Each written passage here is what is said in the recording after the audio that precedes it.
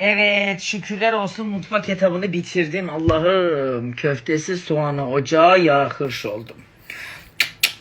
Arkadaşlar hazır mısınız? Hazırsanız evet, büyük sürpriz geliyor efendim.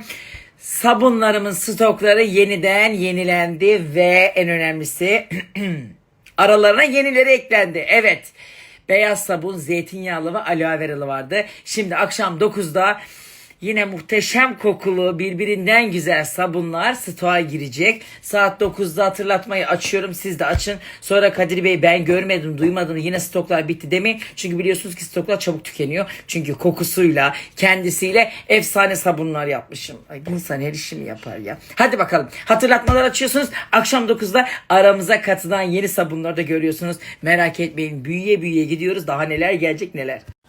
Bu iki kumam. Koymuyorlar ki ben bir nişanlımla görüntülü konuşayım set arasında. Her gün bak yemek sırasında yapıyorsun lütfen ama. Molam çünkü mutfaktan çıkınca değil mi benim? Hayır, Gamze ile mola arasında mı? Sen kayda girerken telefon açıyorsun. Evet. Ama Çünkü bir başka saat. vaktim yok. Yarım saat yapmayacağım. Başka vaktim Bu yok. kadar mı özleşiyorsunuz? Ay ne kadar kıskanıyorlar. Ne kadar kıskanıyorlar. Benim mutlu ilişkimi fesatlar. Evet, şükürler olsun mutfak etabını bitirdim. Allah'ım, köftesi soğanı ocağa hırş oldum. Arkadaşlar hazır mısınız? Hazırsanız evet, büyük sürpriz geliyor efendim.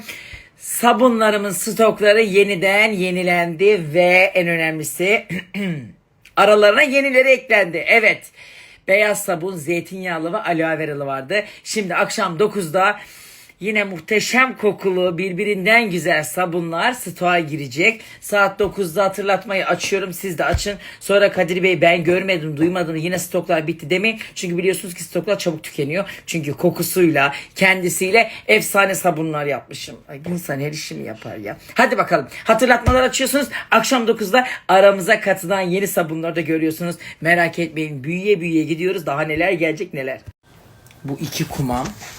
Koymuyorlar ki ben bir nişanlımla görüntülü konuşayım set arasında. Her gün bak yemek sırasında yapıyorsun lütfen ama. Molam çünkü mutfaktan çıkınca değil mi benim? Hayır, Gamze ile mola arasında mı? Sen kayda girerken telefon açıyorsun. Evet. Ama bir Çünkü başka saat. vaktim yok. Yarım saat yapmayacağım. Başka vaktim Bu yok. kadar mı özleşiyorsunuz? Ay ne Bu kadar mı kıskanıyorlar. özleşiyorsunuz? Ne kadar kıskanıyorlar. Benim mutlu kadar mı ilişkimi özleşiyorsunuz? fesatlar. Kaçırmayın. Oh, şefe gel şefe.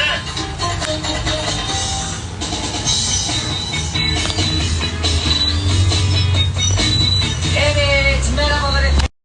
Çünkü sınır yok çok fazla. Bazı apartmanlarda anahtar kapının üstünde. Açıp açıp ye. Benim mesela süt alan var, ona çıktığı zaman görün bakıyorum kapının talan mı? Süt alan. Süt alan değil, süt alan bilmiyor musunuz? Benim babaannem kardeşinin Üstüm başım çamaşır suyu oldu. Vaa, smokinle mi yıkadın sanki? Bayramlıklarını mı giymiş? Be.